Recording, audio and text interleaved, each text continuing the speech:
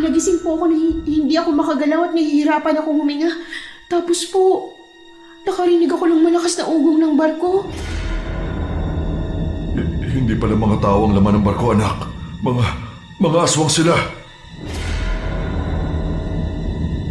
Ang ibig sabihin na babaliw ka na talaga, Gemma. Hindi ko hinihipnotis mo si Dodong at ayaw mong tanggapin dahil nagsiselos ka. Naranasan mo na bang managinip ng paulit-ulit? Isang panaginip na tila ba may ibig sabihin. Yung tipong umabot na sa puntong hadlang na sa iniisip mo araw-araw. Ganyan ang sinapit ni Gemma, isang dalagang mangingisda mula sa Mindoro na gabi-gabing binabangungot ng isang malaking barkong dumaong sa kanilang dalampasigan. Ang akala niya panaginip lang yon, hanggang sa makita nilang mag-ama ang mismong barko sa gitna ng dagat. Ngunit ang ikinabahala nila ay ang mga nilalang na lula nito. Yan po ang tampok nating kwento sa araw na ito. Pero bago ang lahat, kung bago ka pa lang dito sa channel, please like, subscribe, and hit the notification bell para updated kayo sa bawat kwentong ilalabas. May bago tayong storya 3 hanggang 4 na beses sa isang linggo. At ngayon, para sa tampok nating kwento.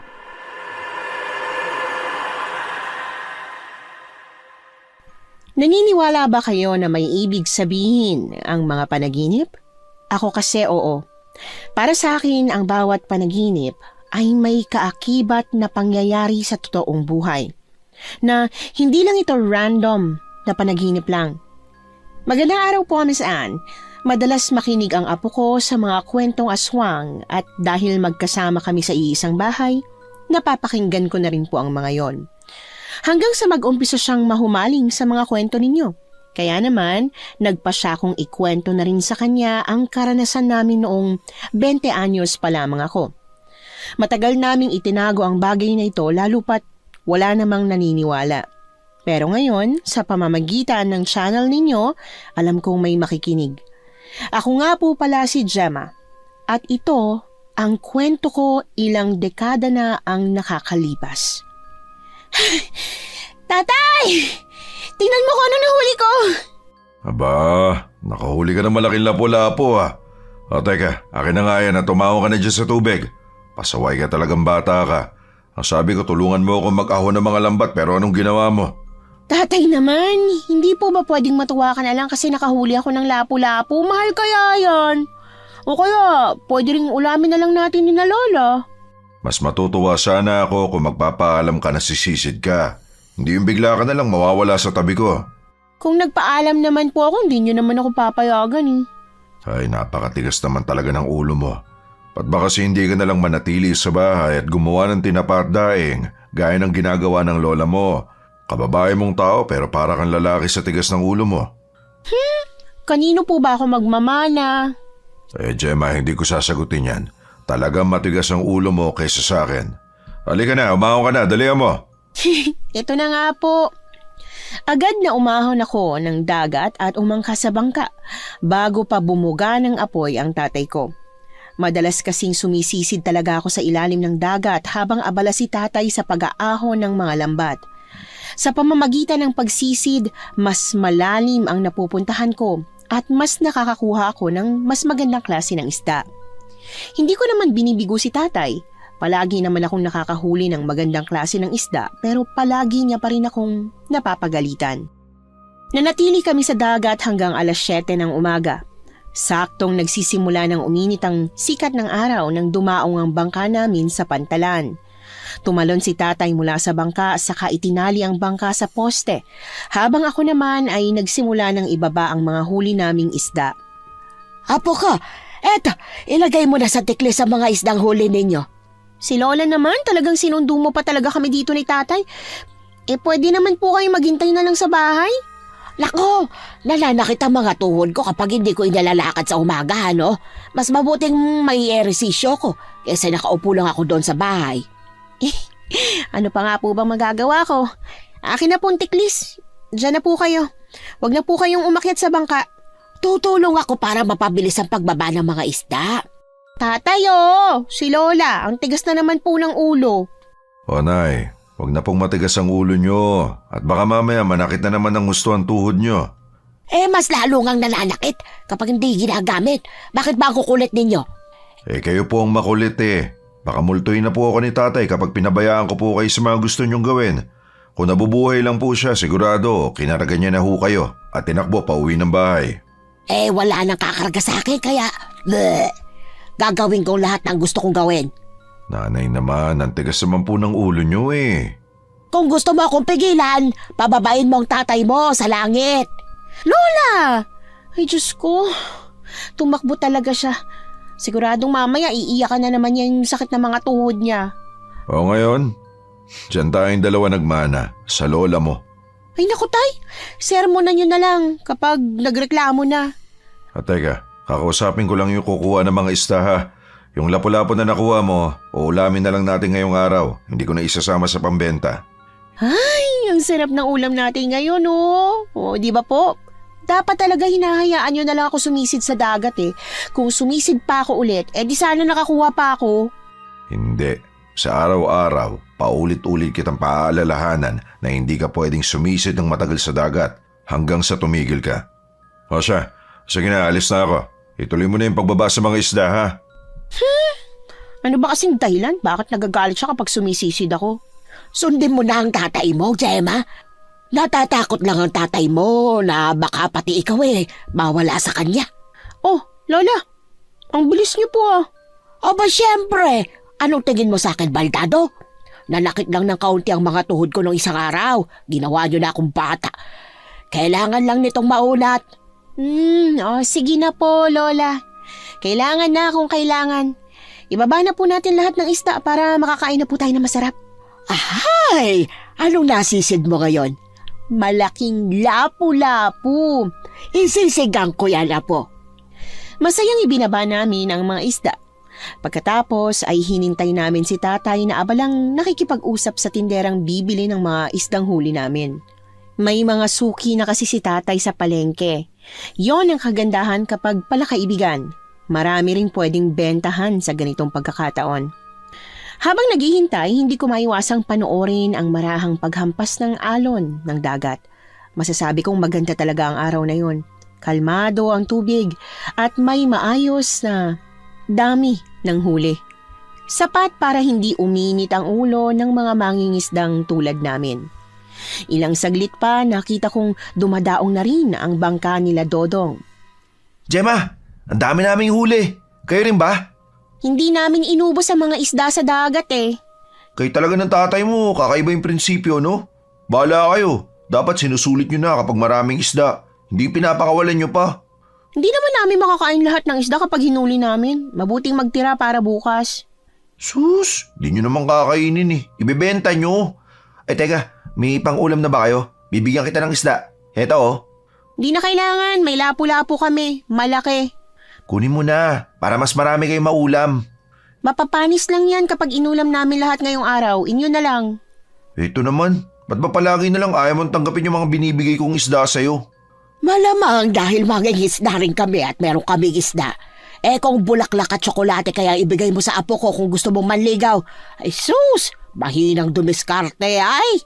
Hihi, kahit naman po bigyan niya ako ng mga yon, hindi ako papatol sa babaerong gaya niya, no? Tara na nga po, Lola Rosa. Ayun na si tatay, pabalik na. Uy Gemma, hayaan mo, bibigyan kita ng bulaklak at tsokolate. Gemma, panindigan mong hindi ka papatol sa kumag na yon. Hindi po talaga. Oh, bakit pareho kayo nakasimangot? Ang ganda pa naman ng araw natin. Panira po ng araw si Dodong eh. Yang batang yan talaga, oo. Ipinagkibit balikat ko na lang ang kalokohan ni Dodong dahil ayokong masira ang araw ko nang dahil lang sa kalokohan niya. Matagal nang nagpapapansin si Dodong sa akin, alam ng lahat yon. Pero sa kabila ng pagpapapansin niya, babaero naman siya, kaya hindi ko siya pinapatulan. Isa pa, hindi ko rin talaga gusto ang ugali niya. Mayabang kasi, palaging nagbubuhat ng sariling bangko. Naniniwala ako na walang patutunguhan kung papatulan ko siya. Pagkatapos namin kumain ng almusal, nagpahinga na muna kami ni tatay. Maaga kasi kaming nagising para mangisda, kaya pagdating ng ganitong oras, bumabawi kami ng tulog. Kaya lang, hindi ko inaasahan na ang simpleng pagtulog ko lang sana ay mauuwi sa isang nakakatakot na panaginip na ngayon ko lang naranasan. Nang imulat ko ang mga mata ko, hindi ako makagalaw. Para bang may mabigat na nakadagan sa buong katawan ko. Hindi rin ako makapagsalita. Hindi ko maigalaw kahit ang mga kamay ko. Ang tanging naigagalaw ko lang ay ang aking mga mata, kaya alam kong nasa loob pa rin ako ng kwarto. Sa pagpupumilit kong gumalaw, nahihirapan na akong huminga. Hanggang sa makarinig ako ng malakas na ugong ng barko. Otomatikong napatingin ako sa bintana na nasa tabi ng higaan ko. Doon nakita ko ang isang napakalaking barko na papadaong na sa dalampasigan. Papalapit ito ng papalapit. At nang tuluyan na itong dumaong, malakas na umalon ang tubig na naging dahilan para tumalsik yun sa akin at tuluyan akong nagising. Alamig! Alamig! Ano yun? Bakit niyo po ako binasa? Ayan, nagising na siya. Sabi ko sa'yo, kailangan lang ng malamig na tubig niyan eh. Anak, ayos ka lang ba? Kanina ka pa namin ginigising, pero ayaw mong dumilat. Diretsyong-diretso lang yung katawan mo na para bang naninigas. Ano ba nangyayari sa'yo? Binangungot ka ba? Opo, tay. Binangungot po ako. Nakakatakot. Akala ko po hindi na ako magigising eh. Ano ba kasi ang bangungot mo?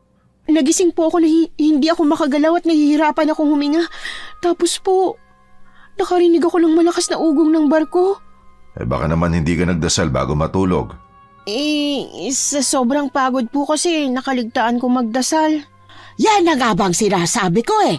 Kaya nga hindi dapat kinaliligtaan ng pagdarasal. O siya, ang mabuti pa magpalit ka na ng damit. Hey, nataranta ko sa tatay mo. Umiyak ka agad nang hindi kanya magising. Kayo rin naman ho nataranta. Kita nyo nga po at binuhusan nyo pa siya ng tubig. Tay, Lola. Oh, bakit ka umiiyak? Kasi po, mahal na mahal niyo po talaga ako. Takot po kayo na may mangyaring masama sa akin. Ay, Diyos ko naman, hindi mo naman kailangang umiyak. Siyempre, ayaw talaga naming mawala ka. Mahal ka namin na po. Hindi ko na po kakaligtaan ng pagdadasal sa susunod. Para kaming tangang nagyakapan habang umiiyak. Siguro para sa iba masyado kaming madrama. Pero ganito talaga kami. Mabababaw ang luha, lalo na kung may mga ganitong pangyayari. Kaming tatlo na lang kasi ang magkakasama sa buhay, kaya iniingatan namin ang isa't isa. Pagkatapos mag-iyakan, kumain na kami ng tanghalian at saka nagkanya-kanya na sa mga dapat naming gawin tuwing hapon.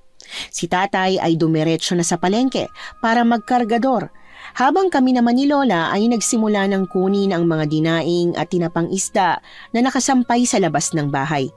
Ibebenta namin yun sa palengke pagkatapos naming maibalot gamit ang dahon ng saging. Habang abala sa pagsungkit ng mga daing, naisipan kong ikwento kay Lola ang tungkol sa naging panaginip ko. Lola, alam niyo po ba yung panaginip ko kanina? May kasamang malaking barko. Di ba ang tagal na simula nung may dumaong na malaking barko dito sa atin? Hindi kaya pangitain yun? Parang wala namang saysay ang panaginip mo kung pangitain nga. Bakit ka naman magkakaroon ng pangitaing malaking barko? Hindi ko nga po alam eh. Pero ang kinakatakot ko po, baka masamang pangitain pala. Ay, huwag kang ganyan mag-isip ha, Apo. Baka naman masagalang isda ang ipinapahiwatig yan. Naalala ko na. Ang sabi-sabi ng mga matatanda, swerte sa kabuhayan ang pahiwatig ng mga barko dahil sumisimbolo yun sa kalakal, hindi ba?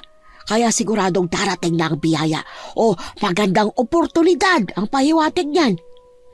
Sino pong matatanda, Lola? Kasama po ba kayo doon? Ay, ano?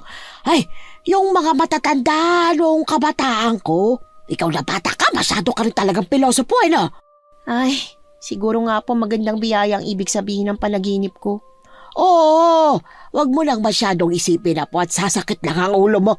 O yan, nakuha na natin ang lahat ng mga daing at tinapa. Kumuha ka na ng dahon ng saging doon sa likod ng bahay. Sige po, Lola.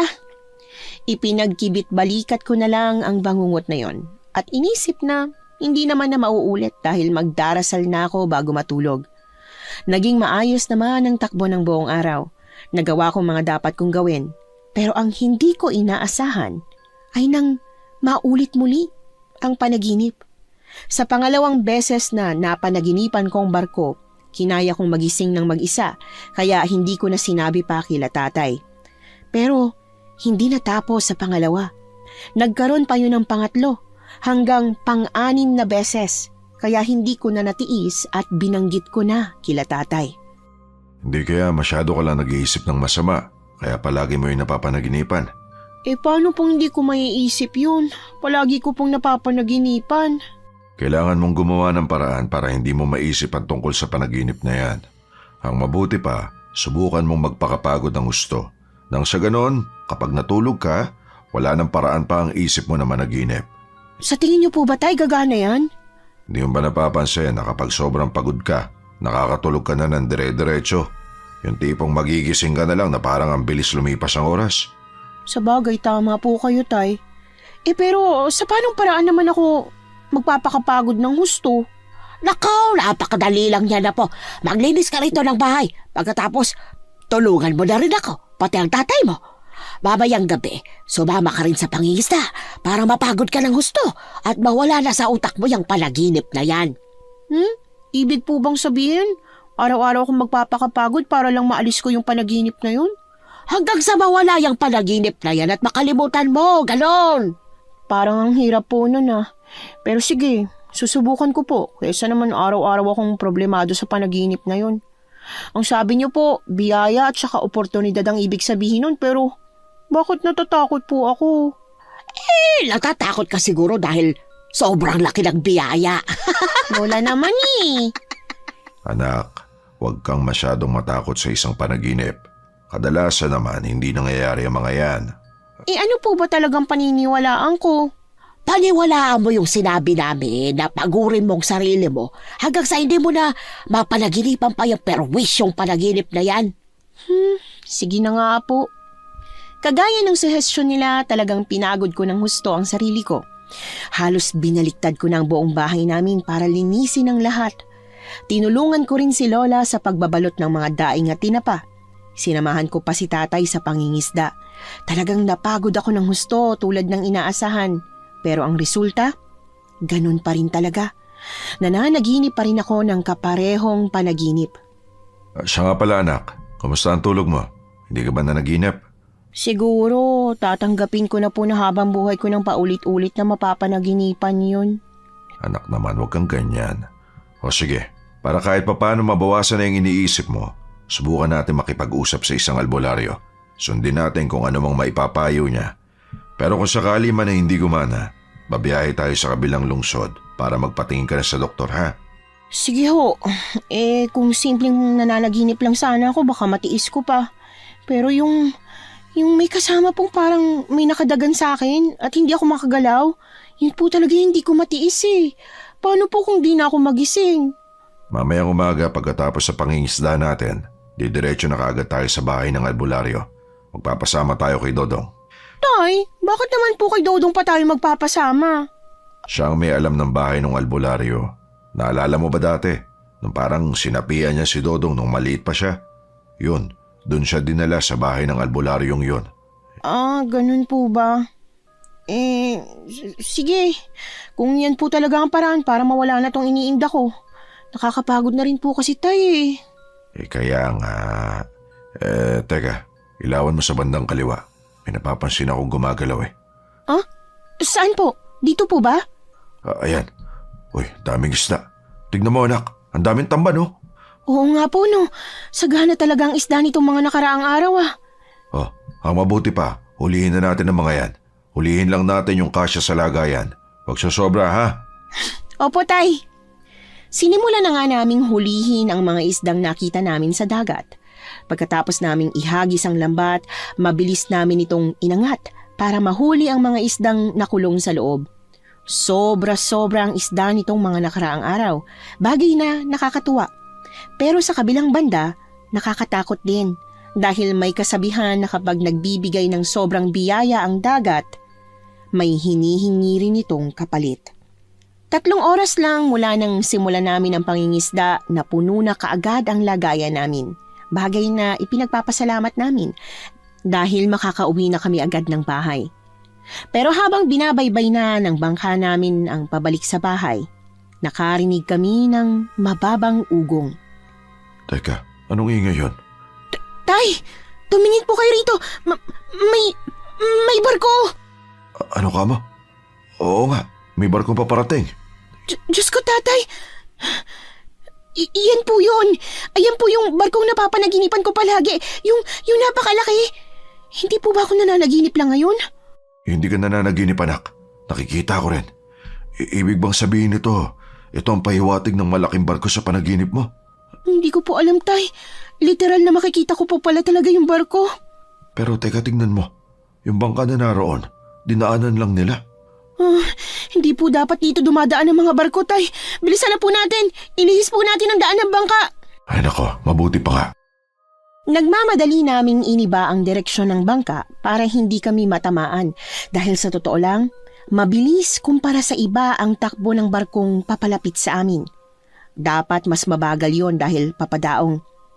Pero kahit binilisan na namin ang pagmamaniobra pa iba ng direksyon, hindi pa rin yon umubra. Ilang segundo lang ay malapit na ang barko, habang kami ay malayo pa sa katotohanang hindi matatamaan ang bangka namin. Anak, tumalo na tayo. Ha? Pero tay, paano po tong bangka?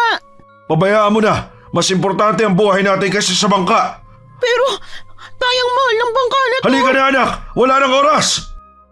Wala na akong nagawa nang hataki na ako ni tatay patalon sa tubig.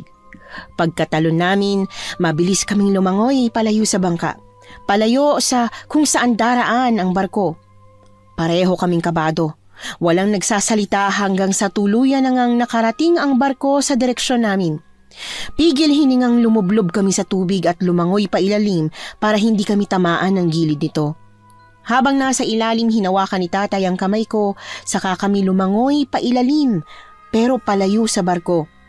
At nang tuluyan na nga kaming nakalayo, sabay kaming umahon. Sira ulo yung barkong yun ah! Kung masyadong magalit, anak. Hindi naman natin alam ang buong pangyayari. Baka may masamang nangyayari sa loob nun.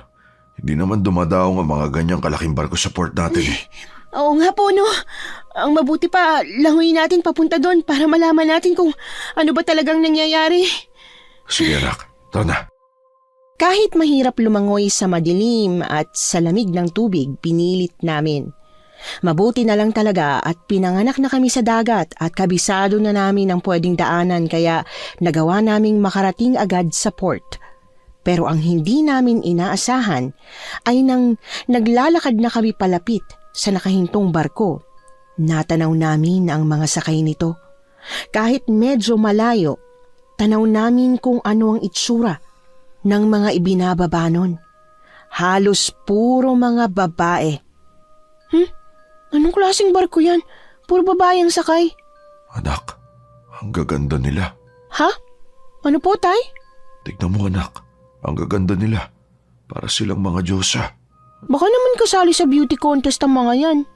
Ano kayang ginagawa nila rito? Hindi kaya nagkaroon sila ng problema? Nasira kaya ang barkong sinasakay nila? Ang mabuti pa po, puntahan natin sila. Tamang desisyon yan, anak. Tara na. Oh, teka lang po, tay. Si Mang Joel po yun, oh. Tsaka yung anak niyang si Kuya Bobet, diba? Oo nga, no. Baka nakita rin nila. Diyos ko, anong ginagawa ng babae? Tay, kinagat ng babae yung leg ni Mang Joel. Natutuyo na po yung balat niya, tay. Halika na, anak. Umalis na tayo. Kailangan natin balaan ang mga taga-isla. Pero sila Mang Joel tsaka si Kuya Bobet po. Tay, tingnan niyo. Naging aso yung mga babae. Hindi pala tao mga laman ng barko, anak. Mga aswang sila. Kung ganun, mas kailangan nilang tulong natin. Tara na po, tulungan po natin sila. Pasensya ka na, anak. Pero sa pagkakataong to, mas mahalaga ang buhay natin. Kaya halika na. Wala na akong nagawa pa nang kalad ka rin ako ni tatay palayo ron. Kumaripas kami ng takbo patungo sa kabilang parte ng isla kung saan naroroon ang mga kabahayan. Kaagad kaming nagsisigaw. Binalaan namin ang lahat na huwag lalabas at maglagay ng bawang at asin sa bawat bintana nila. Pero ang iba, pinagbuksan lang kami ng bintana at saka pinagmumura.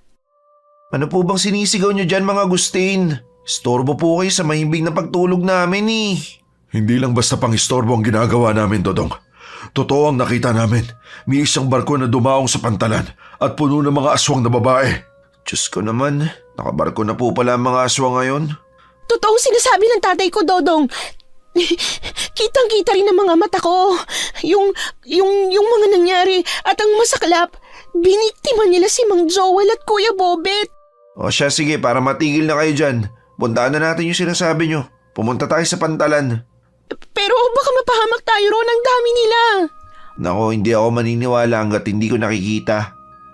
Matigas ang ulo ni Dodong. Kahit na sinabihan na namin siya, nagpumilit pa rin siyang pumunta sa pantalan. Natatarantang kinulit ko si tatay na sundan si Dodong kasi baka mapahamak siya. Pero hindi na ako hinayaan ni tatay. Hinawakan niya lang ang kamay ko sa kamarahang umiling. Kaya lang, hindi pa man nakakalayo si Dodong mula sa amin, nagulat kami nang biglang dumating sina Kuya Joel at Kuya Bobet. Ang nakapagtataka, buhay sila pareho at kasama nila ang mga babaeng sakay ng barko kanina. Paliwanag nila na sira ang barkong sinasakyan nila kaya kinailangan dumaong sa pinakamalapit na pantalan na pwede nilang daungan. Pero hindi kami naniniwala dahil kitang-kita namin ni tatay kung ano ang tunay na nangyari. Hindi kaya namamalikmata lang kayong dalawa? Lola, kung malikmata lang, bakit nakita namin parehas? Dapat ako lang o kaya si tatay, di ba po? Yun lang. Pero paano nangyari na buhay si Joel at Bobet kung nakita nyo mismo na kinagat ng aswang yung leg niya? Sobrang gulo po talaga, Lola. Ito pala yung napapanaginipan ko gabi-gabi. Masamang pahiwatig po pala talaga. Pero alam nyo, naalala ko na may panakot sa amin ng mga matatanda nung kabataan ko. Hindi kaya patay na talaga si Joel at saka si Bobet? Ano po bang naalala niyong panakot sa inyo? Sa tuwing lumalabas pa kami ng hating gabi, nagbababala yung matatanda. Nakakainig kami ng isang uri ng aswang na kayang magbalat kayo bilang taong huli niyang kinain. May ganong klaseng aswang po? Oo, yun ang sabi-sabi ng mga matatanda noon. Pero hindi namin pinaniniwalaan dahil wala naman kaming nakita eh. Hindi naman siguro sila gagawa ng kwento kung walang basehan. Pero di ba po, yung mga matatandang yun din ang nagsabi na biyaya at saka oportunidad ang ibig sabihin ng panaginip na barko? Eh ba't ganun? Mga aswang ang dumating. Kailangan natin ng tulong. Hindi natin maiintindihan ng lahat ng ito kung puro hula na lang ang gagawin natin. Eh kanina naman po tayo hihingi ng tulong, tay? Pagsikat na pagsikat ang araw, pupuntahan natin ang albularyo. Pero hindi naman naniniwala sa atin si Dodong eh. Paano tayo pupunta sa bahay nun? Madali na lang ang tungkol dyan, anak. Siguradong maraming may alam kung saan nakatira ang albularyo. Hindi naman siguro si Dodong lang.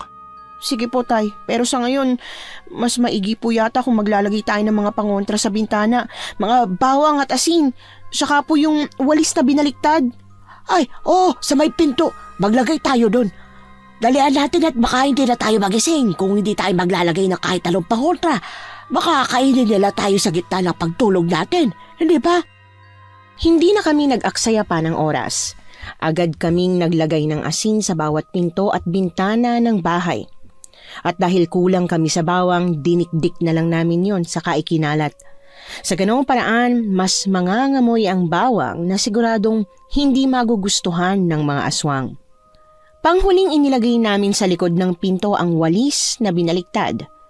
Pero kahit sa kabila ng dami ng pangontrang nakalagay sa bahay, hindi pa rin kami nakatulog ng maayos.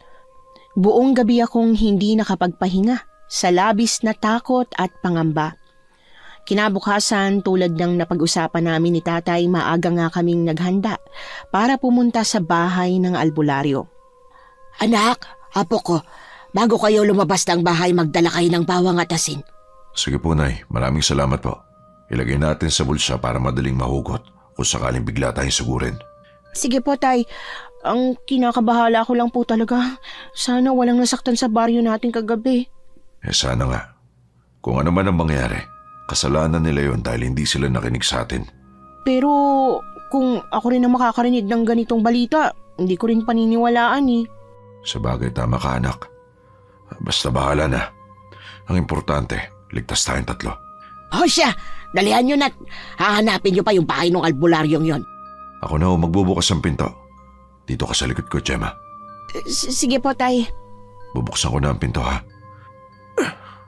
Ay, salamat naman at walang nakaabang na aswang! Ano ka ba naman? Dodong! Ba't ka naman ang bibigla? Magandang umaga, Mang Agustin, Gemma. Tay, ang weirdo niya. Bakit siya masayang-masaya ngayong umaga? Mukhang na-hypnotismo siya, anak. Narinig ko po yung usapan nyo. Hindi po ako na-hypnotismo. May babalita lang po ako sa inyo. At ano namang balita yan? Yung mga babae po kagabi, magandang balita po na hindi sila mga aswang. Buhay na buhay rin po si Mang Joel at Kuya Bobit. Kaya wag na po kayo masyado mag-alala. At yung mga babae, nasa sila? Umalis na ba? Mananatili po sila rito ng ilang araw habang hinihintay po nila yung sundo nila. Hindi na po kasi pwedeng ibiyaya yung barko nila. Ibig sabihin, hindi magandang balita yan. Tara na, Gemma. Umalis na tayo. Ano ho? Saan ho kayo pupunta? Wala ka ng pakialam doon. Gemma, halika na. Mang Agustin, naniniwala pa rin ba kayo na aswang ang mga dalagang yun? Pinaniniwalaan ko kung ano man yung nakita namin ni Gemma. Bahala ho kayo kung ano man gusto nyong paniwalaan. Ang akin lang, nakakaya naman kung pag-iisipan nyo ng masama yung mga inosenteng dalaga. Alam mo Dong, bahala ka kung gusto mong paniwalaan yung nakikita ng mga mata mo. Ako na mismo ang humatak sa kamay ni Tatay para umalis na sa harap ni Dodong. Talagang nakakainis siya. Hindi ko alam kung bakit sinadya niya pa talaga kami sa bahay para lang buwisitin kami sa walang kwentang paniniwala niya. Malakas ang pakiramdam ko na nahihipnotismo na siya noong mga babae. Pinagpasa Diyos ko na lang talaga na sana mapagtanto niya ang katotohanan bago siya mapatay ng mga aswang. 20 minutong lakaran din ang ginugol namin bago narating ang bahay ng albularyo. Medyo nahirapan kami dahil malayo-layo ang bahay niya mula sa mga kumpol ng kabahayan sa isla namin. May nakapagsabi kasi na nagtatago siya mula sa mga taong hindi naniniwala sa kanya. Tao po! Tao po! Pasensya na ho! Pero dito po ba ang bahay ng albularyo? Tay, kanina pa po hindi sumasagot. Hindi po kaya abandonado na tong bahay na to? Lumang-luma na kasi. Parang wala nang nakatira. Dito ang tinuro ng ilang napagtanungan natin. Posible namang niloloko lang nila tayo. Sige ho. Ako naman po ang kakatok. Teka. Tao po? Tao po? May tao po ba rito? Ano ba naman? Sino ba kasi yan? Ay, naku tay, ang sungit po. Teka, ako nakakausap sa kanya. Sige po. Alo, pasensya na ho sa istorbo. Naghahanap po kasi kami ng isang albularyong pwedeng tumulong sa amin. May malaking problema po kasi kami. Teka, sino ba kayo? Ngayon ko lang kayo nakita. Magandang hapon ho, Lolo. Galing pa po kami doon sa maliit na baryo malapit sa dagat. Mga mangingisda po kami. Ako nga po pala si Agustin. At ito naman ho ang anak ko si Gemma. Pagkatapos, anong dahilan bakit naparito kayo? Kagabi po kasi, may dumaong na hindi ordinaryong laki ng isang barko. Nakita po namin ang anak ko ang itsura ng mga sakay nun. Anong sakay? Mga aswang na babae ba? Opo, mga aswang po sila na nagbabalot kayo bilang mga babaeng magaganda. Paano niyo po nalaman? Kailan ba ang pumunta rito? Kami lang po ng anak ko. Wala hong naniniwala sa amin. Kung ganon, tara sa loob. Bilis, may sasabihin ako sa inyo tungkol dyan. Nagkatinginan kami ni Tatay nang mula sa pagiging masungit, biglang nag-iba ang ihip ng hangin. Pinapasok niya kami sa loob ng bahay niya at pinaupo sa isang mahabang kawayang upuan. Pagkatapos ay nagpalakad-lakad siya sa harapan namin na tila ba tarantang-taranta. Tinanong niya kami kung anong itsura ng aswang na nakita namin, kaya ipinaliwanag ko kung ano ang nangyari. At nang matapos na akong magsalita, ipinitik niya ang mga daliri niya, saka huminto sa paglalakad at humarap sa amin ni Tatay. Ang aswang na yun ay isang uri ng aswang na kung tawagin ay binangunan. Isang aswang na kayang ihipnotismo ang biktima nila gamit ang kanilang angking ganda. Hindi nila tuluyang pinapatay ang biktima, kundi inuunti-unti nila itong uubusan ng dugo hanggang sa mamatay ito sa natural na paraan. Tungkol sa suspetsya ng lola ninyo na ginaya nila ang wangis ng taong sinipsipan ng dugo, pwedeng meron nga rin ganun sa kanila. Ano pong ibig niyong sabihin? Kung isang barko ka mo, malamang na may iba't ibang lahi ng aswang ang naroon. Isa lang ang sigurado ako sa ngayon, na ang mga aswang na yon ay may intensyong manirahan at magparami sa lugar na ito. Magparami ho? Ibig niyo po bang sabihin, pwedeng magpalahi sila sa mga taong naninirahan sa isla natin? Tama ka, Iha. Kaya kailangan natin pigilan ang binabalak nila. Teka lang ho, natin?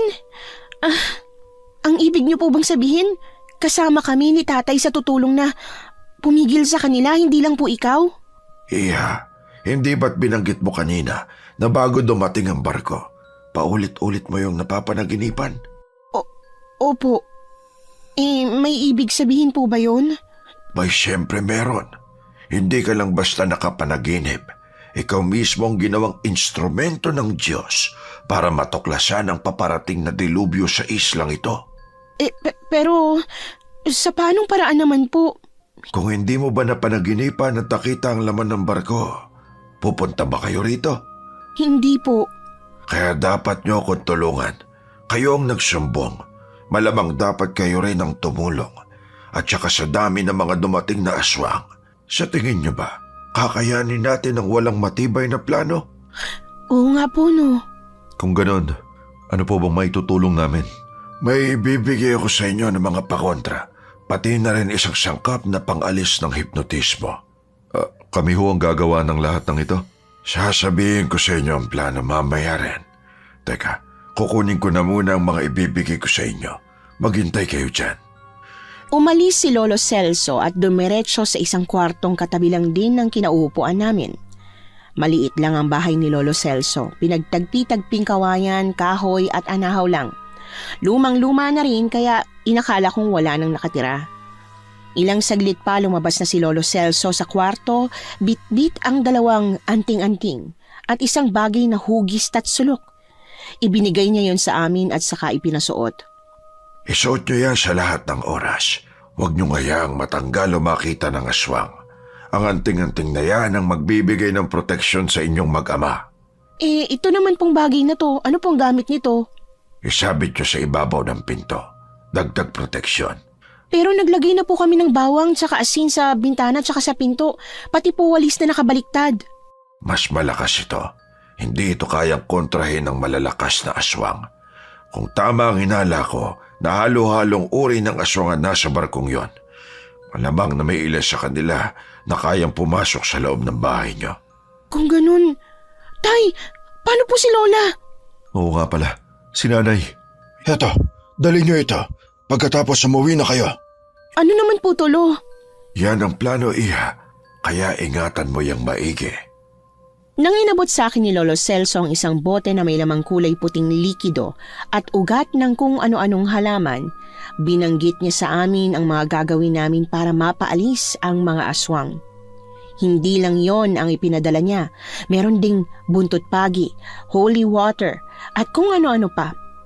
Kung gusto raw naming mapaalis ang mga aswang, kailangan naming lumaban. Nagmamadali kaming umuwi matapos naming kausapin si Lolo Celso. Alam kong kabado si tatay kahit na kalmadong itsura niya. Kilala ko si tatay bilang matatag na tao. Hindi niya ipinapakita na natatakot siya para maging matatag din ako. Naging mabilis ang pagbalik namin sa bahay dahil sa pagmamadali. Pero ang ikinabahala namin ay nang makarating kami, nakabukas ang pinto at naririnig namin ang malakas na halakhak ni Lola Rosa. Nakakatuwa ang batang ito. Napakaganda na palabiro pa. Kaya nga hindi talaga sila mga aswang, Lola Rosa. Meron ba mga aswang na kasing ganda niya at kaya makipag-usap sa atin? Huwag mo naman ako masyadong pinupuri, Dodong. Nakakahiya. Hindi naman ako ganun kaganda. Anong ibig sabihin nito? Lola, bakit nandito sila? Ay, apo ko. Anak, nandito na pala kayo. Anong sinabi sa inyo ng albularyo? Hindi totoong mga aswang sila, hindi ba? Sinabi niyo po na pupunta kami sa albularyo? Heto kasing si Dodong mapilit eh. At saka pinatunayan naman itong si Mildred na hindi sila mga aswang. Kita nyo naman at nakapasok sila dito sa bahay, hindi ba? Sinabuyan ko pa nga siya ng asin eh, pero hindi umubra. Kaya siguradong tao siya po. Dodong, pwede bang umalis na muna kayo? Kailangan namin makausap si Lola Rosa. Pwede naman kaming manatili dito kung mag-uusap lang naman kayo. Hindi naman kami magiging istorbo. Kailangan namin mag-usap bilang pamilya. Hindi kakasapi ng pamilya namin. Gemma, pwede namang maging kasapi kami ng pamilya ninyo. Sa islang ito, pwede sigurong pamilya na tayo. Magandang ideya yon, di ba? Utot mo! Sa inis ko, itinulak ko siya palayo mula sa akin. Nagpadala siya sa pagkatulak ko sa kanya pero halatang hindi siya nasaktan. Nakangisi lang siya sa akin na para bang nahihibang ako sa paningin niya. Babalik kami mamaya. Halika na, Dodong. Kailangan nating makausap ang ibang taga-isla. Mabuti pa nga. Hayaan na muna natin sila mag-usap-usap. Una na po muna kami, Lola Rosa. Bumalik kayo ha! Sigurado po yan, Lola. Lola Rosa, ano po bang nangyari? Bakit parang kinalimutan niyo na po yung mga pinag-usapan natin bago kami umalis kanina? Sinabi ko na sa iyo, Apo, hindi sila mga aswang. Nakita mo nga at napakabait ni Mildred. Gusto pa niyang maging bahagi ng pamilya natin. Anak, sa tingin ko na-hypnotize pa si nanay. Anong nahihipnotis mong sinasabi mo dyan, Agustin? Hinagisan ko nga ng asin yung babaeng yun at walang naging epekto, hindi ba? May aswang bang hindi tinatabla ng asin? Nay, kailangan niyo pong malaman kung ano mga sinabi sa amin ng albularyo. At saka po natin malalaman kung talagang na-hypnotize mo kayo o hindi. Gemma anak, kumuha ka ng kutsara sa kusina. Ano pong gagawin mo, Tay? Kapag totoo ngang na-hypnotize mo si nanay, kailangan niyang matauhan. Ano bang pinagsasasabi niyong mag-ama? Walang pagdadalawang isip na pumasok ako sa kusina para kumuha ng kutsara. Habang si tatay naman ang nagkwento kay Lola kung ano ang mga nalaman namin tungkol sa mga dayong aswang. Ay, malamang na niloloko lang kayo ng albularyong yun. Imposibleng may aswang na hindi tinatabla ng asin at bawang. Sinungaling siya. Tinatablan ho, pero kaya nilang kontrahin agad. Anak ko, hindi ako naniniwala. Mababait ang mga sakay ng barkong yon. Handa nga nila tayong tulungan. Gemma, mukhang na-hypnotize mo nga talaga ang lola mo. Bakit bang tigas ng ulo mo, Agustin? Bakit hindi mo ako pinaniniwalaan? Teka lang po, Tay. Ako na po muna kakausap kay Lola. Lola, ano po bang klaseng tulong ang ipinangako niya sa inyo? Na kapag dumating na ang tulong para sa kanila, tutulungan din nila tayong maabot ng gobyerno para magkaroon ng maayos na kalsada. Hindi ba't maganda yon? Lola, nakinig po kayong mabuti sa akin. Hindi po totoo yung sinabi nila. Ang totoo, huminto sila rito para manirahan at magparami. Gemma, nasisiraan ka na rin ng bait. Ang mabuti pa, lalawayan ko kayong dalawa ng tatay mo ha at baka nausog kayo ng albularyong yon. Halika kayo, lumapit kayo sa akin at nang bumalik na kayo sa katinoan. Kung nausog po kami, dapat yung albularyo ang lumaway sa amin. Hindi ikaw, Nay. Gemma, hawakan ko ang lola mo. Ikaw na magpainom sa kanya ng gamot na binigay ni Lolo Celso. Anong gagawin niyo sa akin? Huwag! Huwag! Mabilis na niyakap ni tatay si Lola Rosa, tsaka pinahiga sa mahabang upuang kahoy. Pilit nagpupumiglas ang lola ko, at kahit matanda na, talagang malakas pa rin siya. Agad kong dinukot ang bote ng gamot sa bulsa ng bag ni tatay. Pagkatapos, nagsalin ako sa kutsara. Sa pagkakataong yon, muntik pang matapon ng likido dahil sinusubukan akong tadyakan ni Lola. Para siyang batang paslit na ayaw uminom ng gamot. Kaya ang ginawa ko, inupuan ko ang mga hita niya. Agad siyang pumalahaw dahil sa sakit. Pero naging paraan din yon para maisubo ko sa kanya ang gamot. Sinubukan niya pa yung iluwa pero pinisil ni tatay ang ilong niya kaya mabilis niya yung nalunok nang suminghap siya para kumuha ng hangin. Gemma, umalis ka na dyan at mananakit ang mga tuhod ni nanay. Ay, opo tay, aalis na po ako. Hey! Bakit niyo ba ginawa sa akin ito? Tay, ano po nangyayari kay Lola? Naku, hindi ko rin alam. Wala namang pinaliwanag sa atin si Lolo Celso, di ba? Tingnan mo po, Tay. Parang bumubula yung bibig niya. O, hindi kaya lasang yung binigay sa atin? Hindi. Parang laway lang yan na bumubula. Pinakatitigan kong maigi ang bibig ni Lola Rosa. Ilang saglit siyang tila ba kinukumbulsyon hanggang sa biglang tumigil kasabay ng pagpikit ng kanyang mga mata. Pareho kaming nataranta ni tatay pero ilang segundo lang muling dumilat si Lola. Anong nangyari? Lola! Ikaw na po ba yan? Natauhan na po ba kayo? Gemma, Agustin, nandito na kayo? Opo, Lola. Wala po ba kayong naaalala dun sa mga nangyari kanina? Wala. Kung ganun, ano po yung huling naaalala niyo bago po ito? Ang huling naaalala ko ay yung kumatok si Dodong sa pinto ng bahay natin at pinakausap niya ako doon sa isang babaeng hindi ko kilala. Mildred daw ang pangalan niya. Pagkatapos, unti-unti para na akong nawawala sa sarili. Talagang nahipnotismo nga po kayo. Ibig sabihin lang nito, maging si Dodong na hipnotismo rin. Kaya kailangan talaga natin gumawa ng paraan para mapainom silang lahat ng gamot na bigay ni Lolo Celso. Pero paano po? Hindi naman sila naniniwala sa atin. At saka, parang mga wala sila sa sarili. Mas mapapadali kung sa inumin tubig natin ilalagay. May naisip akong paraan. Teka lang po, Tay. Ibig niyo po bang sabihin? Oo, kung ano man yung naiisip mo na gagawin natin, yun mismo. Pero sa ngayon, kailangan na muna natin protektahan si nanay. Ano ba talagang nangyayari?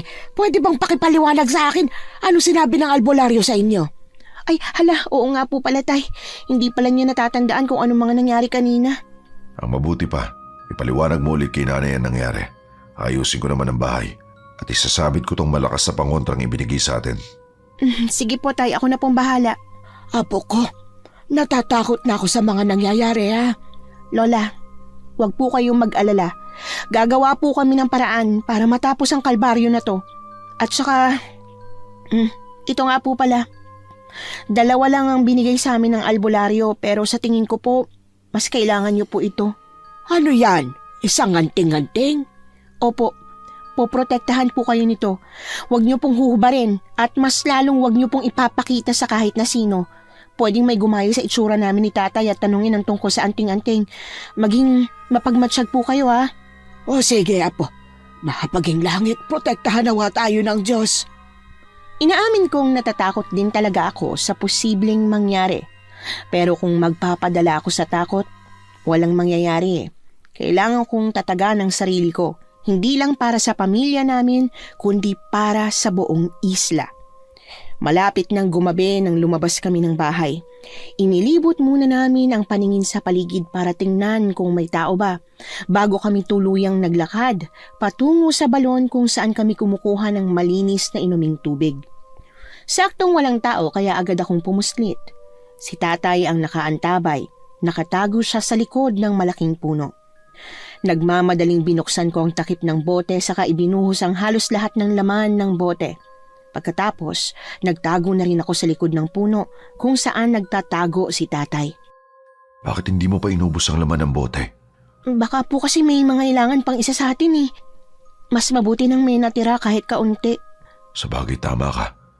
Teka, huwag ka na maingay. Pipaparating na. Ano na pong gagawin natin, tay?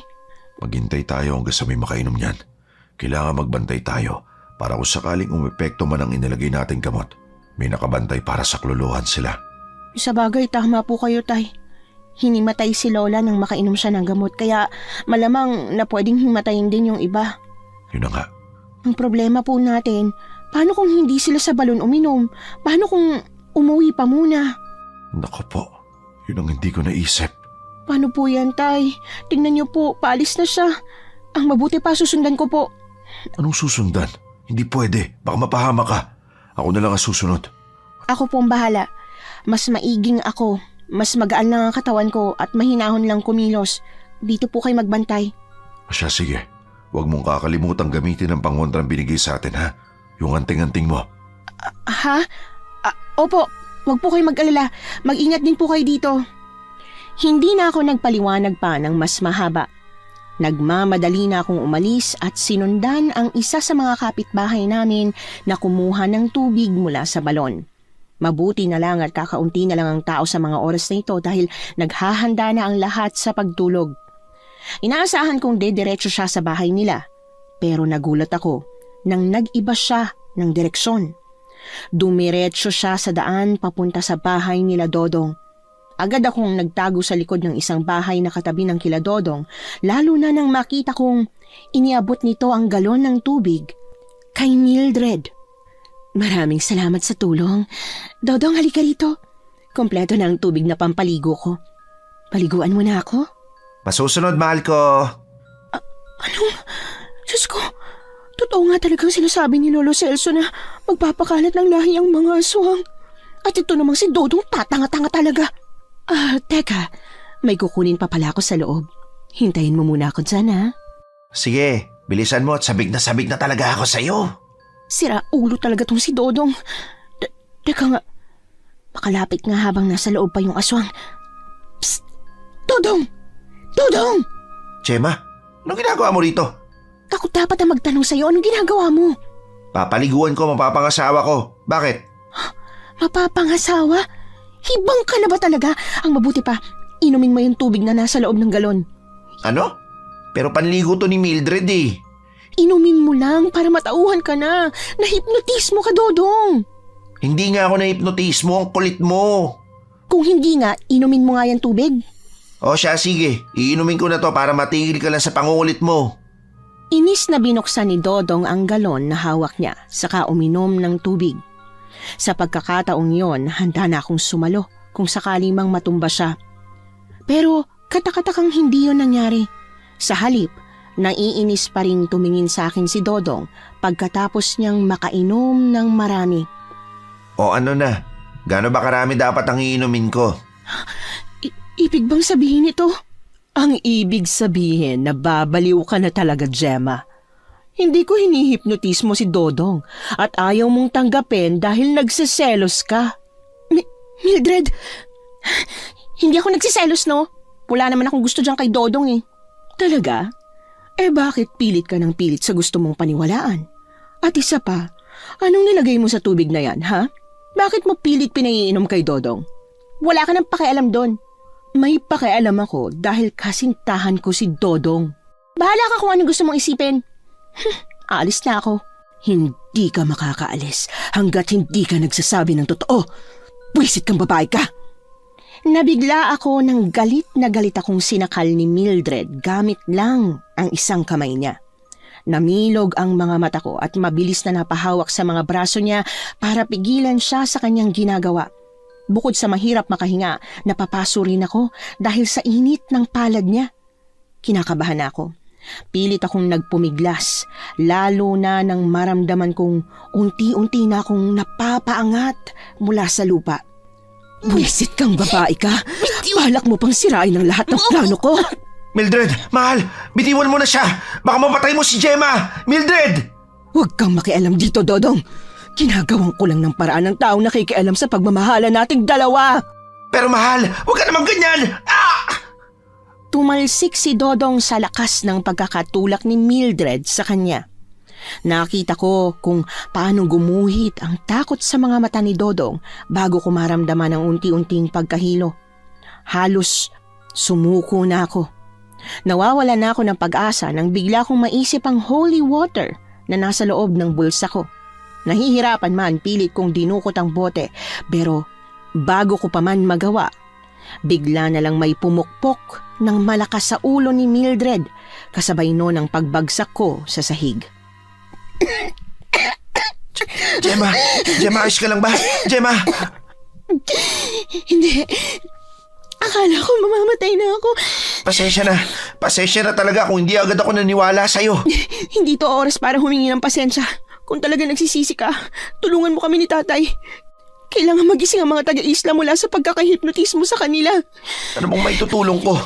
Tulungan mo muna akong tumayo. Saka ako sasabihin sa'yo. Tinulungan nga ako ni Dodong na tumayo mula sa pagkakasalampak ko sa sahig. Nang tuluyan na akong makabangon, napansin ko si Mildred na bulagta at tumutulo ng dugo mula sa ulo niya. Katabi noon ay ang malaking bato na ipinangpukpok ni Dodong sa kanya. Patay na kaya siya? Sa tingin ko, oo. Nakakatakot ang itsura niya kanina habang sinasakal ka at inaangat mula sa lupa. Sobrang lakas pa niya. Pero madali lang pala siyang patayin, no? Pukpukin lang sa ulo. Hindi ako kumbinsido. Parang hindi ganyan ang pagkamatay ng aswang batay sa sinabi ni Lolo Celso sa amin. Ha? Paano raw? Dapat daw may lalabas na itim na bato o kaya sisiw sa bibig niya. Pero wala namang lumabas eh. Baka mamaya pa. Kailangan siguraduhin nating patay na siya. Teka, Tulong! Tulungan niyo ako! Gemma, tatay mo yun ah. hala, oo nga no. Tara, mukhang kailangan niya ng tulong. Bilisan natin! Paano si Mildred? Bahala na nga, mas kailangan ni tatay ang tulong natin. Hindi na kami nagdalawang isip pa. Nagmamadali naming tinakbo ang direksyon kung nasaan si tatay. Sa balon kung saan ko siya iniwan. Naabutan naming hawak ni tatay ang isa sa mga kapitbahay namin na binatilyo. Takot na takot itong nakakapit kay tatay habang nakapalibot ang 3 aswang na babae na pare-parehong tila gutom at natatakam. Tulungan niyo ako! Itong 3 aswang, gusto nila kainin tong si Tutoy! Hoy! Mga aswang na sabik sa laman ng tao! Huwag yung batang pagdisikitahan nyo! Gemma, anong ginagawa mo? Kung harap sila sa atin, malamang na tayo naman yung pupuntirahin nila. Hawakan mo yan! Ano to? Holy water! Iwisik mo sa kanila kapag sinubukan nilang lumapit sa'yo. Ha? Pero, Gemma, naiibang ka na ba? Ayan na, umarap na sila sa atin. Hala ka! Mula sa naggagandahang mga babae, nagbago ang itsura nila. Naging nakakatakot. Kulubot ang mga mukha at mahahaba ang mga dila. Sa isang iglap, mabilis na sumugod sila sa amin. Kaagad nagtago si Dodong sa likod ko habang ako naman ay naghanda para sa isang laban. Nanginginig ang mga tuhod ko. Pero tinatagan ko ang sarili ko at pinilit na iwasiwas ang buntot pagi na kasama sa bigay ni Lolo Celso. Halatang natakot sila pero hindi nagpatinag. Nagpumilit pa rin silang sumugod sa pag-aakalang hindi ko sila matatamaan. Kabadong pumikit ako at pinagwawasiwas ang buntot pagi. Bahala na kung saan tumama. Aray ko! Aray ko, Gemma! Aray ko! Sa inyo mga aswang! Patay na sila! Ba't pati ako? Aray! Dodong, Aray ko! Sakit! nasaan na yung mga aswang? Grabe! Parang wala ka man lang pakialam sa akin ah. Nagkasugat-sugat ako oh. Ang talas pala niyan. Nasaan na nga yung mga aswang? Patay mo sila kagad, anak. Ibig sabihin, madali lang mapatay ang mga aswang na yon. Kaya sila nagpaparami dahil mabilis silang mamatay. Kung ganun, hindi po pala dapat tayo mabahala. Tara na, Dodong. Hanapin na natin yung iba pang mga aswang. Yan sakit pa nitong tama ng buntot pagi. Langya. Kala ko ba naman pang aswang lang. Pati pala tao kayang saktan yan. Ang arte-arte mo. Gusto mo ba talaga makatulong? Oo, syempre. Pero wag naman holy water lang yung ibigay mo sa akin. Bigyan mo rin ako ng parang ganyan. Ano ka? 2 lang to. Humanap ka ng pwedeng panlaban mo at buhusan mo ng holy water. Baka tumalab. Oo nga ano. Tara na. Pero bago yun, ihatid natin to si Tutoy sa bahay nila. Pagkatapos, siya na ang bahalang magpainom ng tubig sa mga taong kasama niya. Magandang ideya po yan, Tay. Ganon na nga ang ginawa namin. Tahimik kaming kumilos at inihatid si Tutoy sa bahay nila. Doon ay pinainom niya ng tubig sa balon ang nanay at tatay niya, pati na rin ang kanyang mga kapatid. Ang sabi ni tatay, lumabas si Tutoy sa bahay nila nang utusan ito ng mga dalagang aswang. Pinainom nila ito ng tubig at balak pa sanang paliguan. Pero bigla na lamang bumula ang bibig ni Tutoy. Senyales na gumana ang gamot na inilagay namin sa balon. Doon na lumabas si tatay para iligtas si Tutoy. Dodong, ikaw ang nakakaalam kung nasa ng mga aswang, di ba? Ha? Ang alam ko lang po, nasa barko lang sila. Kung ganun, pupunta natin yung barko na sinasabi mo. Ano po? Pero paano kung napakarami pala nila? E di susunugin natin sila para matapos na. Pero tay, wala po tayong dalang gaas tsaka posporo. Oo nga no. Mas mabuti po yatang bumalik na muna tayo para kumuha ng iba pang kakailanganin natin.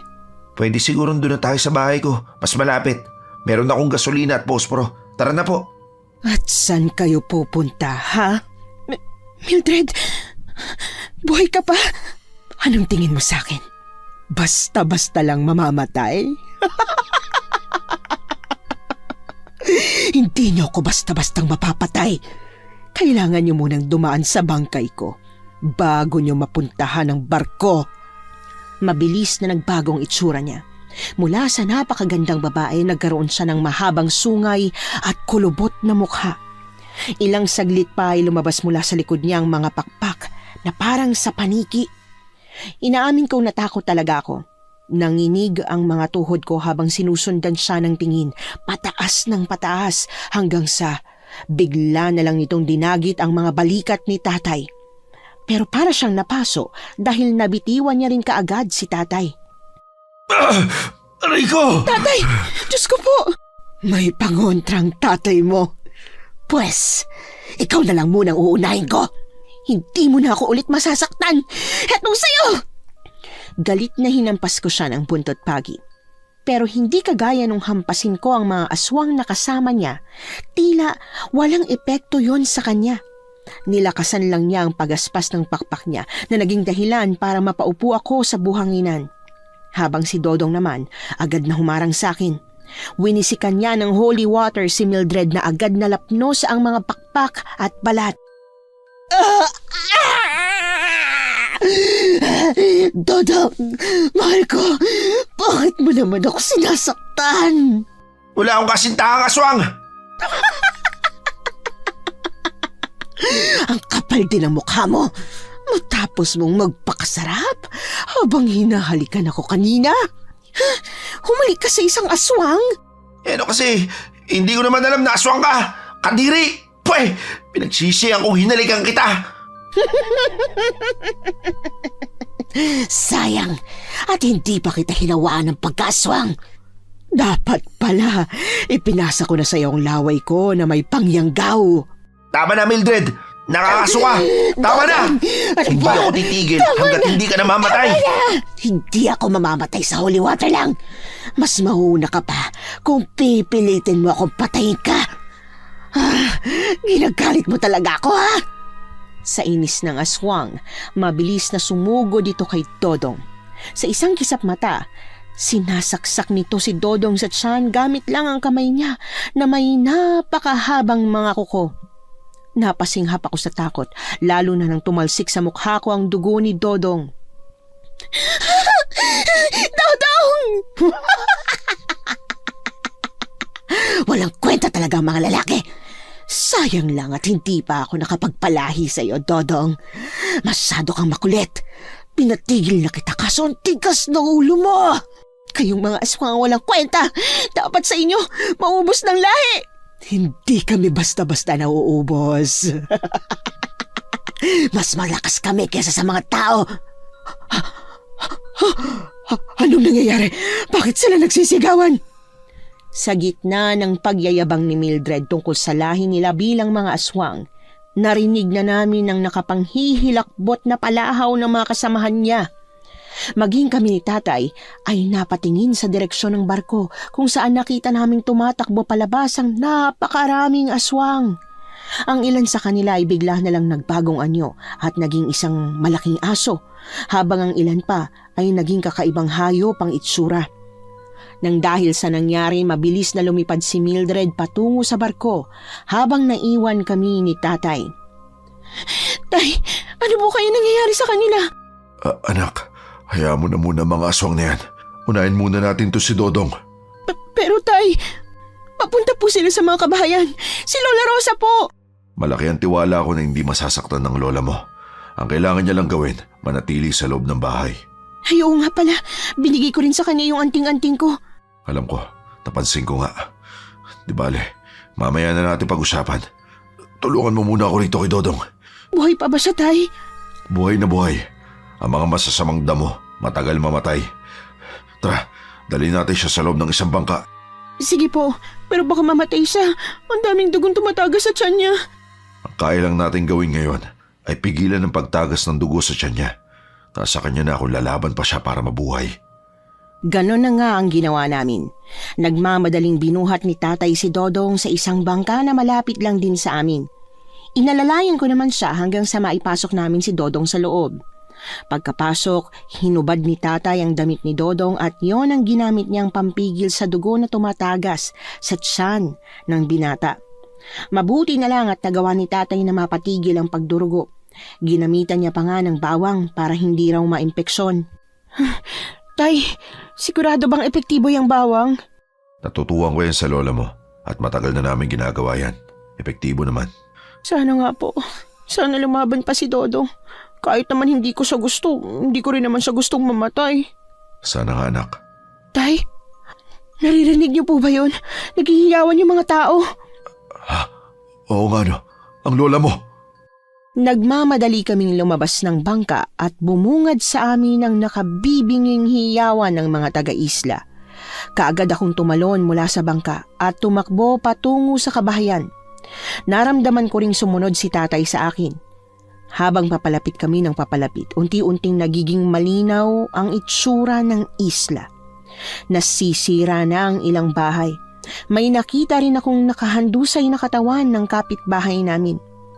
Tuloy-tuloy na tumulo ang mga luha ko, lalo na nang makita ang kaibigan ko na patay na at wala ng buhay. Tatay! Ang mga kapitbahay natin, tatay! Babaging langit. Ano ba ang nangyayari? Huwag kayong tumunganga lang dyan. Kailangan nating iligtas sa mga kapitbahay ninyo. Lolo Celso, mabuti nandito na po kayo. Hindi ako mapakali. Binabagabag ako ng panaginip ko, kaya pumunta ako rito. At hindi nga ako nagkamali. Talaga may nangyayari na ngang masama rito. Ano pong gagawin natin? Kailangan po natin silang mapaalis o mapatay. Hindi ko inaasahan na ganito karami ang aswang, Gemma. Hindi natin sila kakayanin. Ang kailangan natin gawin ay lumikas. Ano po? Pero ang mga bahay namin paano? Mas importante ang buhay ng mga tao kaysa sa mga bahay. Bilisan nyo, tulungan na natin silang lumikas. At pagkatapos lumikas, ano mangyayari? Huwag mo na munang intindihin yan, Agustin. Unahin na muna natin kung ano ang kailangan. Alam kong may ibang binabalak si Lolo Celso na hindi namin alam. Ramdam ko yon sa paraan kung paano niya sagutin ang tanong ni tatay. Pero sa kabilang banda, kinailangan kong mas ibaling ang atensyon ko sa pagtulong sa mga kapitbahay namin. Magkatulong na lumaban kami sa mga aswang na sumasalubong sa amin. Hindi ko alam kung paano namin kinaya ni tatay ang tulungang makatakas ang mga kapitbahay namin. Para bang may nagtulak sa akin na mas maging matatag at malakas para magawa ang lahat ng yon. Walang naging problema ang pagliligtas sa mga kapitbahay hanggang sa... Lola Rosa! Ako po to, si Gemma! Lumabas na po kayo dyan, kailangan po nating lumikas! Hindi, ikaw ang apo ko. Ang sabi niya sa akin, wag na wag akong lalabas ng bahay. Lola, Diyos ko, maniwala naman po kayo sa akin, oh. Nailikas na namin halos lahat ng kapitbahay natin, kayo na lang po ang maiiwan. Lumabas na po kayo! Hindi mo ako maluloko. Kilala ko ang apo ko. Hindi niya ako ipapahamak.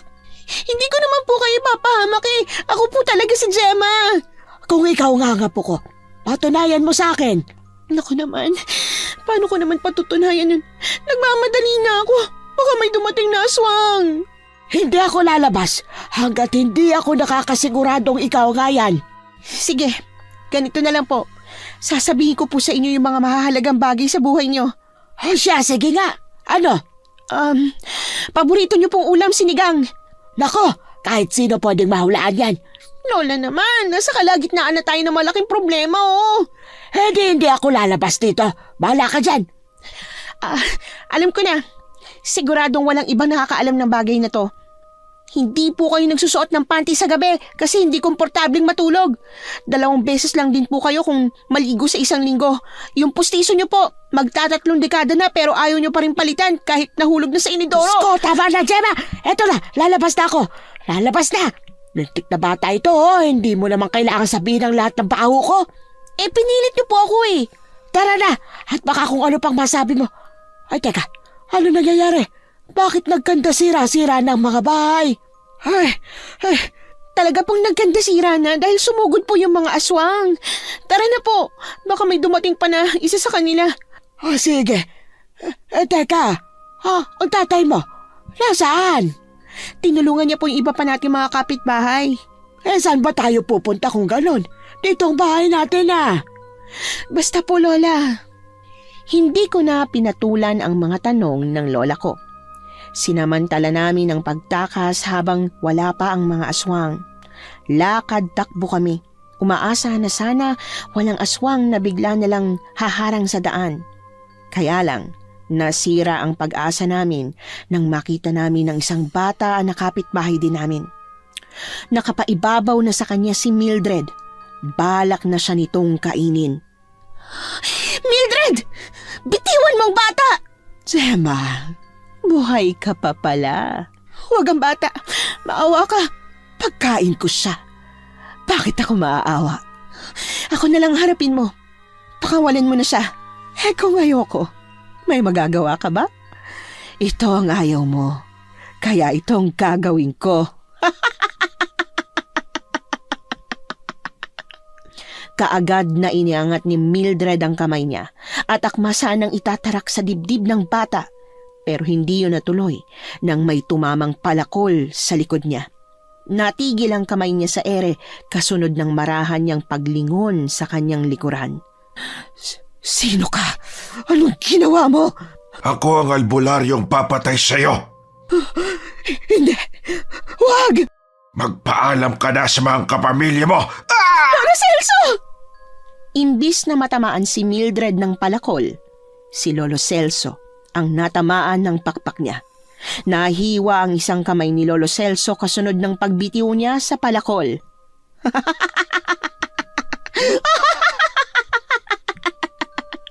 Epektibo pa rin palang magpaawa, no? Ang mga tao, likas talagang utu-uto. Apo, itatakas kong bata. Ikaw nang bahala sa aswang. Ito, dala ko yung binigay mong pangontra. Lola, kaya niyo po ba? Kaya. Bilisan mo na. Hoy! Aswang! Akong harapin mo. Ngayong putol ng kamay ni Lolo Celso, hindi na siya makakalaban. Hindi ko naman makakain ang mga albularyo dahil nakakadiri ang lasa nila. Ikaw ang kakainin ko, Gemma. Halika rito. At nang matikman ko ng laman loob mo, kanina pa ako natatakam sa'yo. Ikaw ang lumapit. Ano ka? Sinuswerte? Oo nga pala. Takot ka. O siya, sige. Pagbibigyan kita. Matapang na sumugod sa akin si Mildred. Nakakatakot ang mahaba niya mga kuko habang pasugod siya sa akin. Inaamin kong kabado ako. Maging ang mga tuhod ko ay nanginginig pero lakas loob na inabangan ko ang tamang pagkakataon ng paglapit niya. At nang nasa tapat ko na siya, kaagad kong idinikit sa mukha niya ang binigay ni Lolo Celso na pangontra. Umusok ang balat niya kasunod ng pag-apoy nito. Papatayin na kita! Hindi pwedeng iwanan kita ulit ng buhay! Hindi ako papayag! Wag! Hindi! Gemma, bitiwan mo na siya. Ako na ang papatay sa kanya. Sumama ka na sa tatay mo. Hindi, Lolo Celso! Hindi mo na may gagalaw ang kamay mo kaya mas mabuting ako nang gumawa! Ako nang bahala, Gemma! Lolo Celso! Anong ginagawa mo? Nagulat ako nang bigla na lang niyang hatakin si Mildred palayo sa akin. Gamit ang isang kamay, niyakap niya ito ng mahigpit at saka naglabas ng lighter. Namilog ang mga mata ko, lalo na nang maamoy ang paligid. Doon ko lang napagtantong amoy gasolina. Lolo Celso, ano pong ginagawa niyo? Agustin, kunin mo na ang anak mo. Dalihan mo!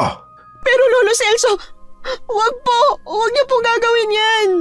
Tara na anak, kailangan na nating umalis habang hindi pa nakakagawa ng paraan ng mga aswang para makatakas.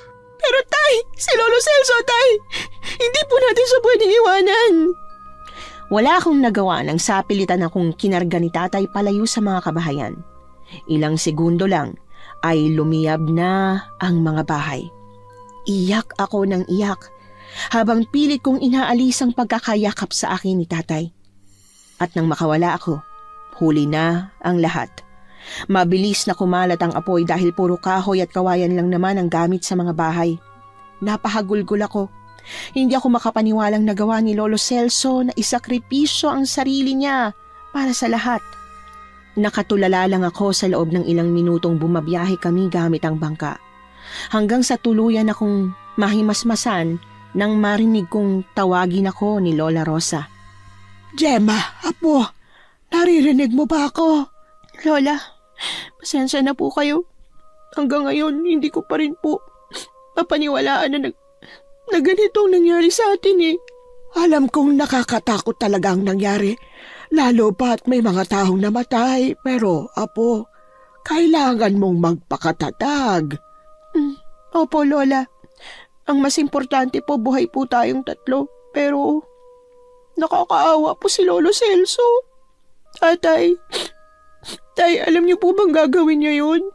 Nag-uusap kaming dalawa bago ang lahat. Nagtulungan kami sa pagkalat ng gasolina para sunugin ang buong isla. Pero hindi ko akalain na pipiliin niyang magpaiwan. Ramdam ko na talaga may iba siyang binabalak pero huli ko na naisip yon. Siguro, kaya niya ginawa yun. Dahil mag-isa na lang naman siya sa buhay eh.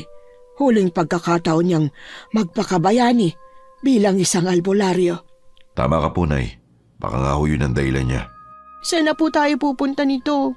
Pupunta tayo sa kabilang isla para ibalita ang nangyayari sa atin.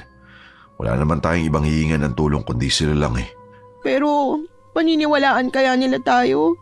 Paniwalaan man tayo o hindi, ang importante, matulungan nila tayo. Isa pa, nasunog ang mga bahay natin, kaya sigurado tutulungan nila tayo. Pero di ba po, mas dapat na malaman nila? Paano kung may mga natira pa palang aswang? Paano kung may mga nakatakas pa? Alam mo apo, ang mabuti pa, huwag mo na munang isipin ang tungkol sa mga yan. Magpahinga ka na muna habang nasa biyahe tayo. Kami nang bahala.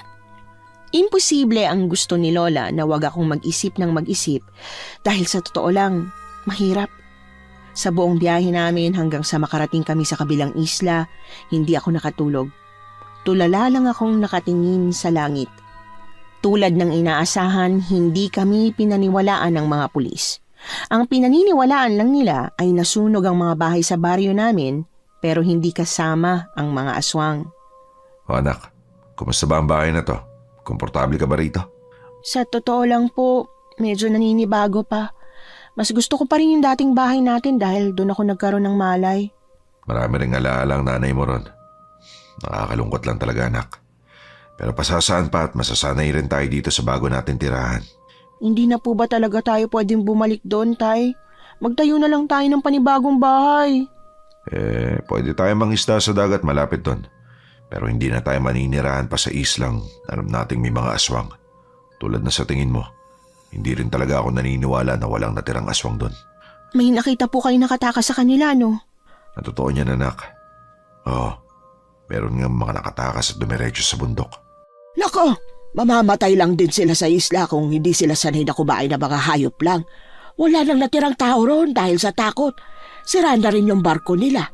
Hindi natin sigurado, Nay. Pwede pa rin naman na may maligaw na mga tao ron.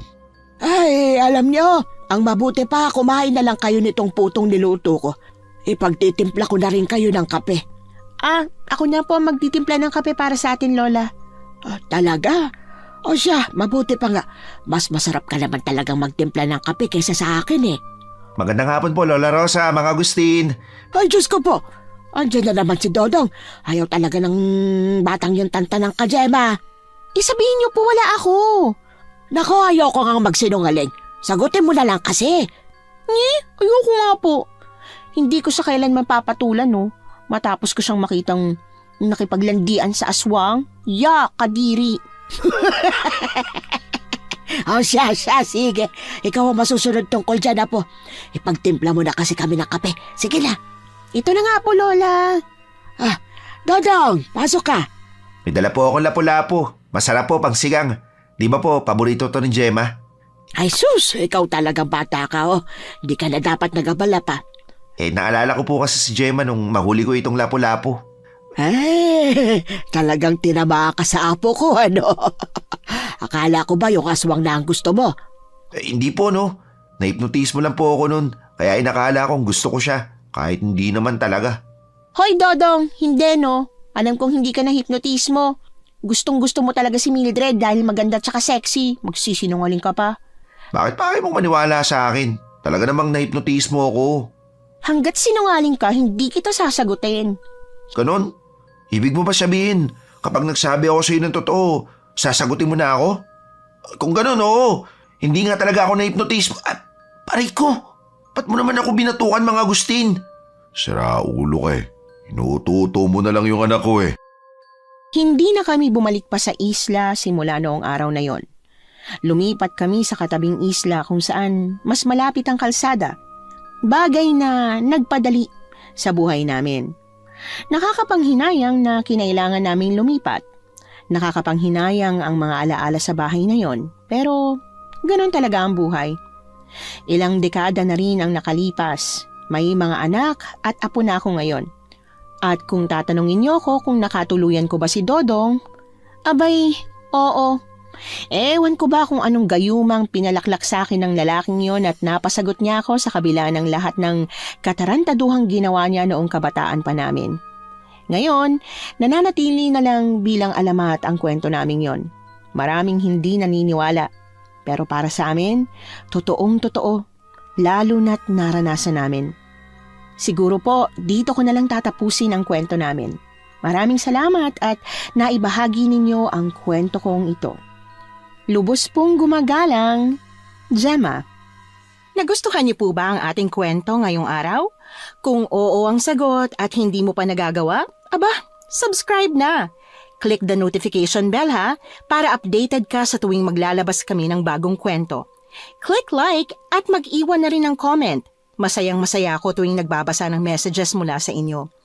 At kung may sarili kayong karanasan na gusto nyong ibahagi sa amin, email lang sa missanhorrorstories@gmail.com. Dire-diretso lang, missanhorrorstories@gmail.com. Malay nyo, sa susunod, yung kwento na ninyo ang binabasa namin para sa ating mga tagapakinig. Hanggang dito na lang muna at maraming salamat sa inyong panonood.